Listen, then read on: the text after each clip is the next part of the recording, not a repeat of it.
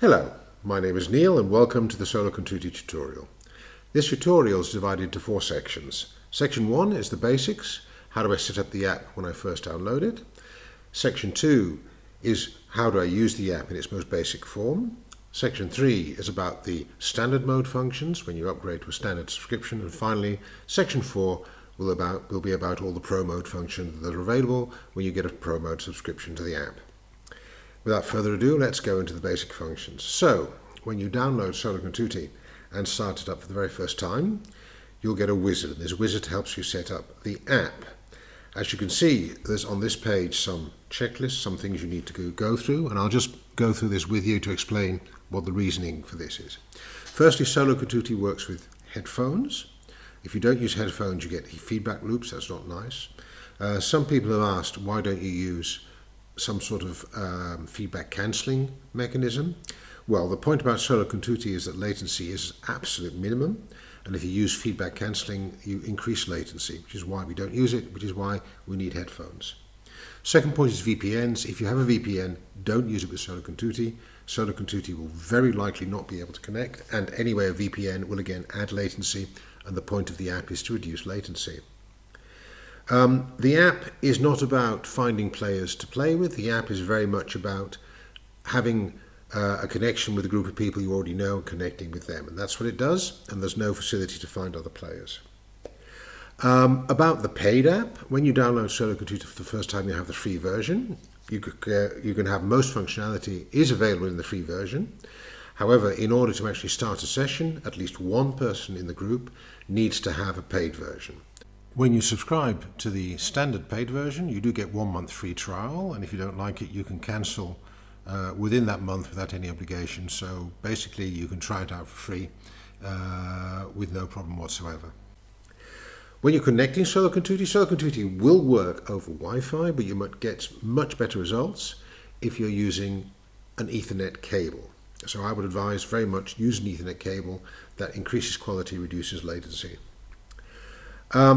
There's a lot of guidance, a lot more information in the help menu of the app, but also if you go to the site, there's a help menu with lots and lots of information, help videos, frequently asked questions and all that sort of thing. And last but not least, if you have a problem, there's a report problem menu in the help section of the app, and that will allow you to send some diagnostic information which will allow us to help solve your problem. So let's go on to the second part of the tutorial, and that is actually how to use the wizard itself. So let's continue and show what happens and actually use the wizard to set up the app. So here we have some buttons, and we'll go to the next, and the first thing we do is we test that there's information coming in. Now you can see the microphone is actually working, and I test it and it'll produce a beep. I've got the sound turned off, so I'll try again. So when I hit the test button, it will produce a beep, which you can see. This should be enough for most people. If you want to change the setup, you can hit on settings, and I'll come back to this because it's the same as in the settings later on. But you can choose which device you're using, which drivers you're using, and what your setup is going to be. Next, there's a latency tester. This actually measures the latency you have in your sound device.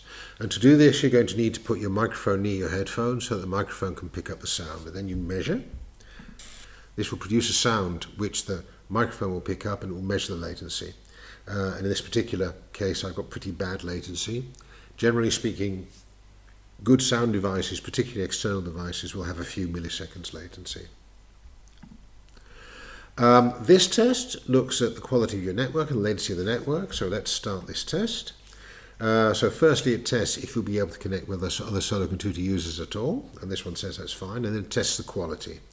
It takes a few seconds, and it looks at reliability, which in this case is very good, and it looks at network latency. So I'm getting about 12 milliseconds latency on the network, which again is very good. The next thing you see is some information. The first one is the username, so the name that other players will see to identify you. When you start a session, this name will be shown to other players, and that will be you. The second is an email address. You don't have to fill in that email address. but it's very useful because if you report a problem, that email address will be used to enable us to get back to you and tell you what the state of the problem is. So that's it, the wizard's finished and you're ready to use Solocontutti. This is the main screen of Solocontutti. It's the free version, as you can see up here. Again, you can participate in a session with the free version, but one person in every session needs to have a subscription. Doesn't matter how big the session is. So the first thing you see when you start up is there's a tip of the day, and this will rotate every day. You'll get different tips. I'll just put up another one. This tells you various things about the app, and it just helps you understand how the app works. There's a couple of things you can do with tip of the day. The first thing you can do is, if you don't want to see it, you can just disable tips and it won't show tips anymore. The second thing is, with Control T or Alt T, depending upon whether you're on a Mac or Windows, you can just rotate through all the tips, so you can just see tips on anything. Finally, if you click on an item with Control held down, so let's look at the pan button, it will show you the tip for that button. So if you're not sure what something does, Control click will do it. In addition to that, if you just hover over part of the user interface, it'll have a short text to explain what it is. If you're using the version with a screen reader, so for visually impaired people, this is actually the text that will be read out to you when you hover over the button or when you navigate to that button. So let's look at what we've got on the screen. Obviously, we've got the menu up here, which I'll explain later. On the left, we have My Inputs, which are all your input channels. At the moment, we've only got one input channel, which is going to be this one microphone that I'm currently speaking into. I'll explain something about that later. You have a pan knob, so the pan allows you to put that input somewhere in the field. You have a volume control, which helps determine the input volume. And down here you have two buttons, Boost, which will boost the signal, because various devices have lower or higher signals, and you might need to add a boost to the signal to make it audible at a good level. And you have Monitor. I'm going to turn the sound off because when I turn on Monitor I get a feedback loop. But normally speaking, you should use Monitor to listen to your inputs through Solocontutti. That gives better latency and generally better results than listening directly, and also it allows you to hear what the changes in channel volume are actually doing. So listening through the monitor is very important. And there's also a monitor output on this side, which I'll come to in a moment. Boost allows you to boost the volume, and there are several buttons in the app which have a little arrow. So by clicking on the little arrow, you can actually say something about the function, in this case how much boost, so I want plus 24 decibels, and you see immediately I've gotten a very, very high boost on this. I'm just going to turn boost off for a minute. So these are your inputs, and as you add more inputs, more and more inputs become available. This is what we call my personal mix, which basically determines what you're going to hear. This will have several things on it, and when you're connected to other people, and I'll show that a bit later, this will show the output that you'll be getting from other people in the session. But there's one that's always there, and this is Monitor. And this is in fact the combination of all your inputs mixed into a single stereo channel. And you can control how that sounds to you and where in the field, left or right, it is to you. This is something that only you will hear and not the people on the other end of the link. So what you can do is you can set up the volume and the boost and various other things for your input channels as you want them to be, and then you can say, well, that's how other people hear it, but I want it to be slightly louder in the mix. I want myself to be heard on the right hand side. You can adjust with this monitor control, you can adjust how your own set of inputs sounds to you in your earphones, but it doesn't affect anything that other people will hear. The other thing you'll see here is the metronome. So there's a metronome function which allows you to start a metronome, and I'll just start it up so we can hear it. And again, I need to turn the sound on again. So this is a metronome sound, and this is actually designed such that everybody, wherever they are, will hear the metronome at exactly the same time. And this is useful if for some reason you've got very high latency because of network conditions, and you can still synchronize it using the metronome. So that's the metronome, and that's the basics of what you got here, except for one, which I'll come to later, the join button. And this is how you control gaining access to a session. If somebody starts a session, they should send all the users a 6-character code, which is the code to enter that session. You click on the join button, enter the code here. OK, obviously it won't work because I didn't put in code, but we'll come to that later. And then you can start a session, and you're into the session. So those are the basics of the free mode. And what you see here is a view, and there's an advanced option. So when you go to advanced, you get a couple of more options here. The first thing you'll see is there's a possibility to add reverb. So this will add a bit of reverb to your channels. And also there's a master out, which is an extra control which simply controls the volume on your master output. So you may want to do this rather than fiddling with a knob on your output control. And this also shows you, of course, all the aggregated output of all the various controls that come in. The other thing you'll see is there's a mute button in the advanced controls, and this allows you basically to mute every single input. So now I won't hear and nobody else will hear any of my inputs. You can see the monitor has stopped showing it. So those are the basic controls.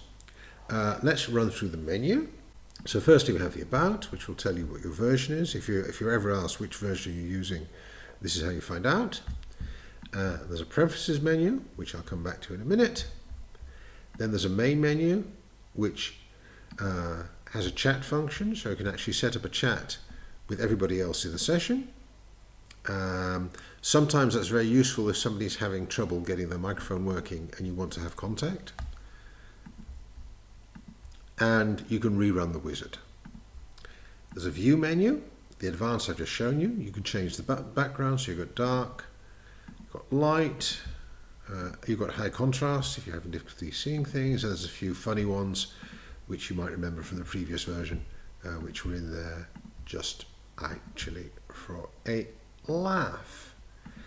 And then you can look at the next tip. This is the Control or Alt-T function. I'm going to put it back to the dark background, which is the one I like. There's a number of tools which I will come back to in the Pro section because they're for quite advanced users and they're a separate thing. And there's a license section.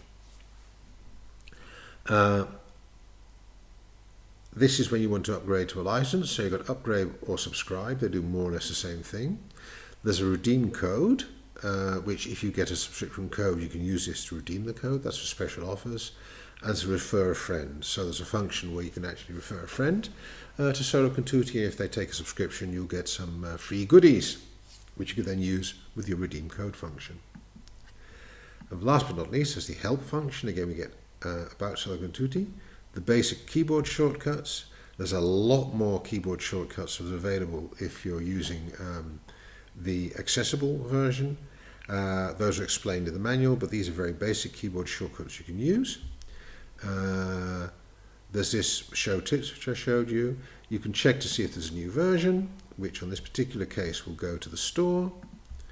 You can report a problem, which will gather diagnostic information and send us a message explaining what went wrong. Please, when it'll ask you to actually do some explaining in the mail text, please fill in the explanation. And please, when you have a problem, report it, because if you don't report it, we can't fix it. And then there are some things, there's a quick start, which brings you to the web page. There's also the online user guide, which brings you to the page, and this brings you to the YouTube channel where there's a number of online help videos, including this tutorial, which explain quite a few things about dealing with the app. So I'd just like to explain something about some of the settings. These are quite important. We're using, for the demo, a Mac, so the only device type you can have is Core Audio, but other than that it's the same between Mac and Windows. So when you choose the settings, you get 3 tabs: Sound, Account and Accessibility, and I'll go through all of them. Firstly, device type. As you see, core audio.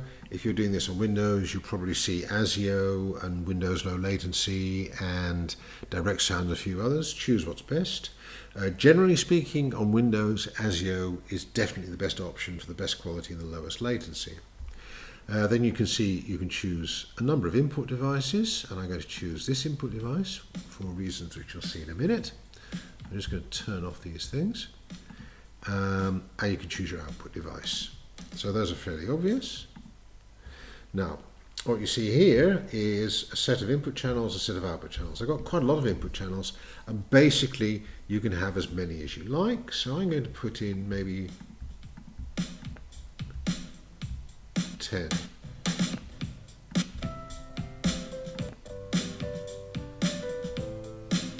And I've got my 2 output channels, and I'll talk through these in a minute. So let's just mute everything for a moment. So that's what the mute button does. You can choose your sampling rate. Generally speaking, it's dependent upon the driver, but usually 44 kilohertz or 48 kilohertz. I would tend to go 48 kilohertz. Buffer size. That is to do with how long the driver waits before processing the next bit of audio. Quite a lot of buffer sizes available. Keep it as low as possible, 128, 96, 64, those are good values. And what you see on the right hand side is the amount of latency this introduces. So the smaller the buffer, the lower the latency. So obviously you want to go as small as possible, but be careful. The smaller you go, the more processing time you need. So that will be dependent upon the type of computer you're using. This is a very powerful computer I'm using, so I can quite easily just do 64, which gives me 1.3 milliseconds latency. There's also a compression rate, which can go from ×10 to ×2 to lossless. And again, on the right, you'll see how much bandwidth this requires. So ×10 requires 357 kilobytes per second, and lossless requires about 1740 kilobytes per second. And again, you can choose any compression you like and find out what suits you, what sounds good, what works with your network. And finally, master out. This needs a little explanation. You notice there's a master output. There's 2 ways of using this. One is when master out here is off. That means it will not try and control the volume control of your device. It will just add volume to the outputs before it sends it to the device. When this is on, it will control the master output of the device. That means it will try and control the volume control of your device. Now be careful with this, because not all devices actually allows this. Some devices say they allow it doesn't actually work, so be careful when using this. I'm going to turn it off for the moment. So this is just adding an extra boost with the master out control at the end. I'm going to unmute and reduce the volume a bit. Now let's look at what we see when we've actually got these. So we now got all of our channels, and you'll see the channels that actually fit in the input page. So we can actually scroll through with this little scroll bar to see more channels. And we'll see suddenly we've got this pair thing. What's the pair thing about? Looking here. Well, some of these channels are going to be stereo inputs, some are going to be mono inputs. And if they're stereo inputs, you'd rather like to control them as stereo rather than having 2 sliders. So I could say, well, channel 1 is microphone, channel 2 is a microphone, but channel 3 and channel 4 is actually a stereo input from an electric piano. So I'd like to control those together. So you hit pair, and I've now got 2 controls, 1 control for both channels. Everything I do affects both channels as a normal stereo channel. And if you decide it was wrong, you can split them back up again. So let's say, well, I want to pair these, and I want to pair these, and the rest is fine as it goes. And there we go. And there you see I'm getting stereo channels. So I've got all these channels set up. Do I have it? I think I've got 13 and 14 going as well. No, I don't have anything coming in on 13 and 14. So you can see the channels on the input here. You can see them here, and you can pair them and do what you like. And as you can see, the monitor mixes all of these into a single stereo channel. And finally, the master out will control what you see. So that's really all we need to know about setting up the sound devices. I'm going to mute this now. The next thing we need to discuss is what do you do when you join a session? So let's move on to joining a session, which is basically what this whole thing is about. Somebody will have started the session, somebody with a subscription, and you'll get a code from them. They'll send you a code, and all you have to do is paste the code into here, click and go. And the first thing you'll see is the other people in the session will appear, and they're red because we're trying to connect, and then they're green because we're connected. What we're seeing at the moment is the control for other players in the session. I'll just run you through. So these are some account settings which I'll go into. Firstly, there's the folder in which files for Solocontutti are saved, and you can choose that folder to be what you like, but in general it's going to be the music folder on your PC or your Mac. This is the name we set up in the wizard, and this is the email we set up in the wizard. You can change that at a later point. And we also have an accessibility dialog. If you're using the accessible version, you can change to use R instead of space as recording shortcut, because normally when you hit space it starts recording, but some screen readers use that space for somewhere else. You can change that. You can use tones to indicate what the button state is. So for example, when I hit mute, that means it's on, that means it's off. And you can choose whether a new player's announced when he enters or she enters the session. Last but not least, before I go on to the various subscription levels, how do you get a subscription? Well, there's a license menu, and you can subscribe and you can upgrade it, and this comes up with a screen which allows you to buy one of several subscriptions. By the way, this is all handled via the store, either the Microsoft Store or the Apple Store, depending on what you're doing, and all of your credit card details and various are all handled via the store. It has nothing to do with the app. One other thing I might mention here, if you've bought a subscription and you don't see it appearing, you can refresh your purchase just by clicking on the refresh purchase here. And that's it for the free level. The next section talks about the standard level.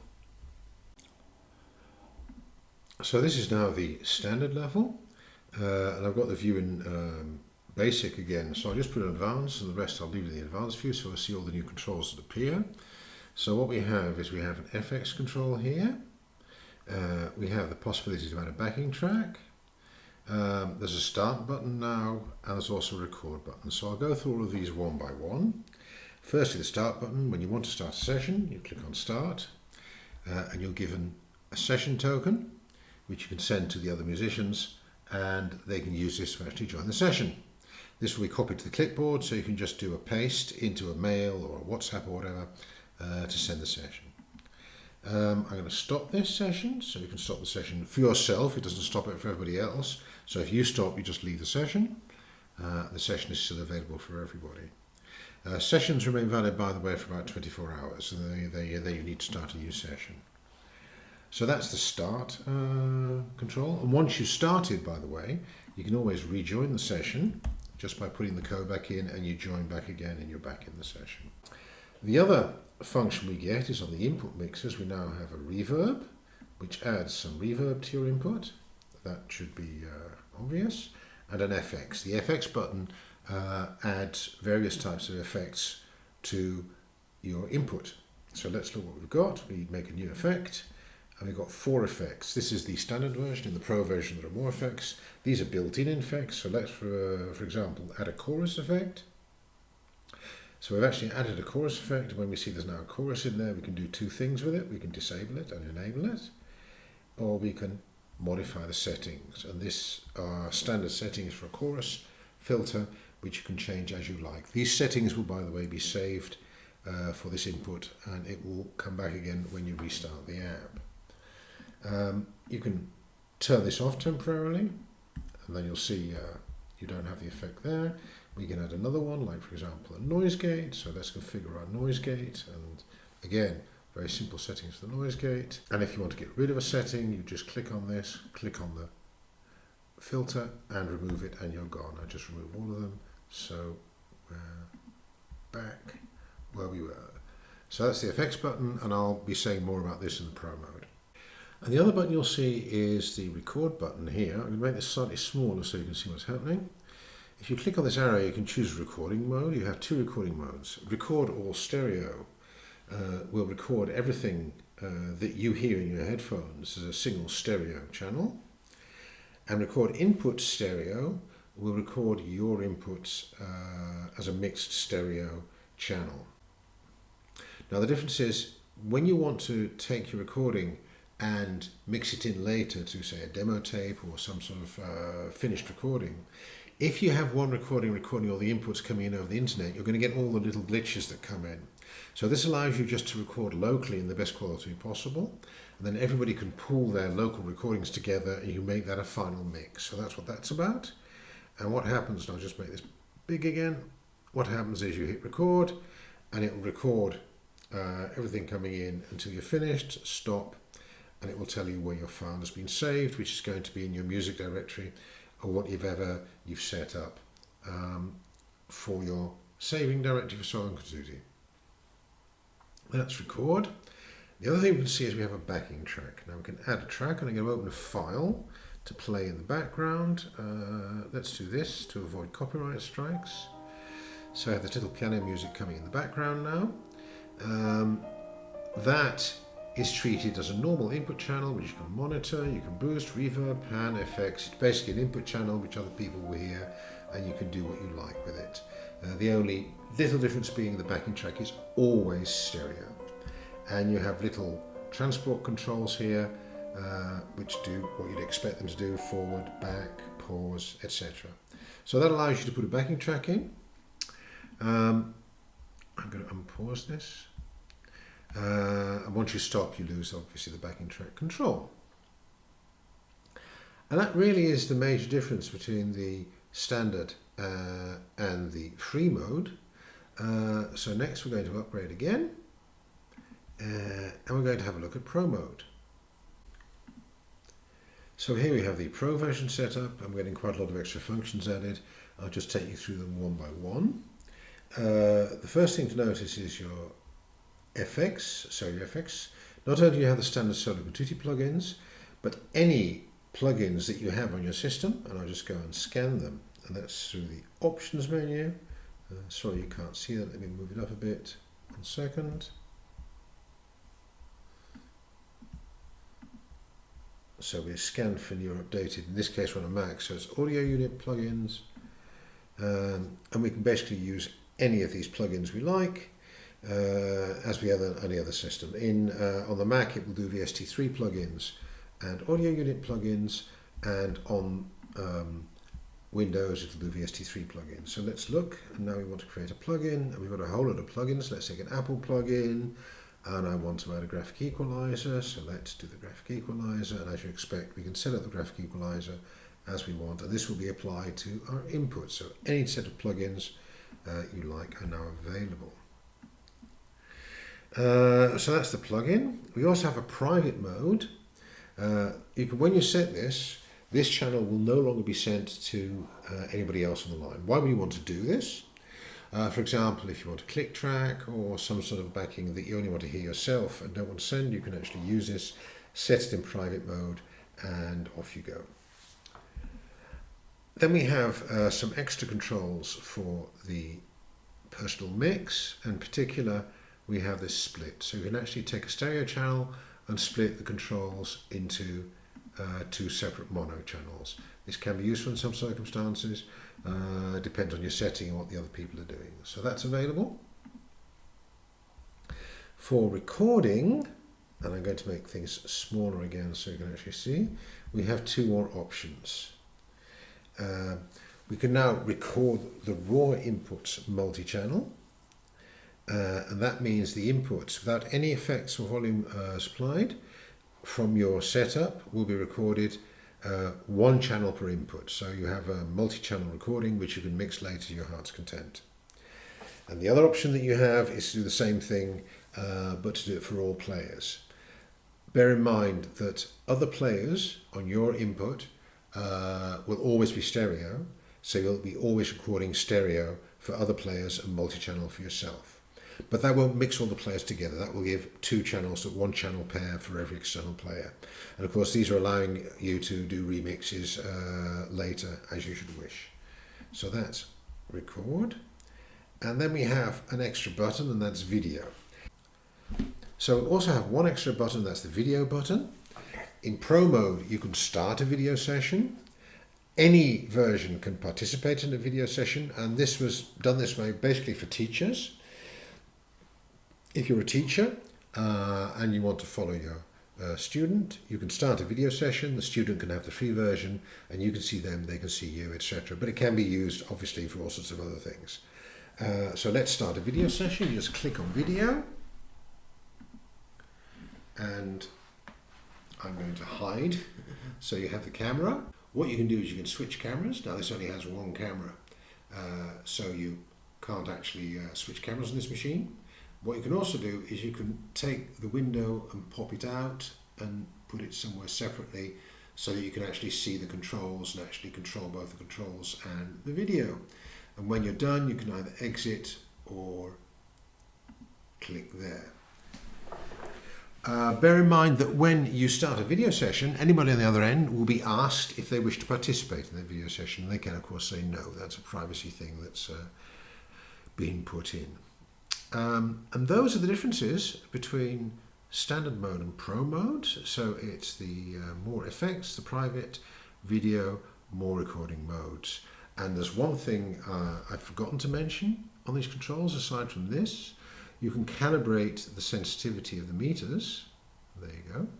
So let's do it with one that's actually. So I actually say, well, I think this meter's a bit insensitive. I'm happy with the volumes. Let's calibrate it so the meter, and it's multiply up to 5 if you want. You can calibrate it to meet your own particular needs. That's just by clicking on the meter, and it will come up with a calibration.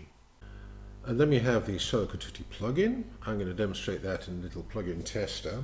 The Solocontutti plugin is a little plugin VST or audio unit which you can download separately, which you can plug into a digital audio workstation or similar, in fact anything that accepts a plugin, to allow you to route audio from that program into Solocontutti. I've got a little plugin tester here, and I've got a piano synthesizer set up, so I'm just going to get the Solocontutti plugin set up.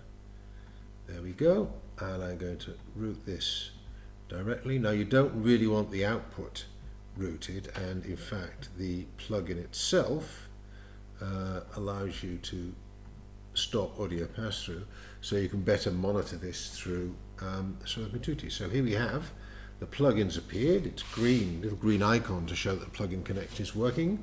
And when we start playing the piano, we'll see we're getting input. And then when we remove the plugin, which I'm going to do now, there we go, plugin disappears. You can have as many plugins as you like.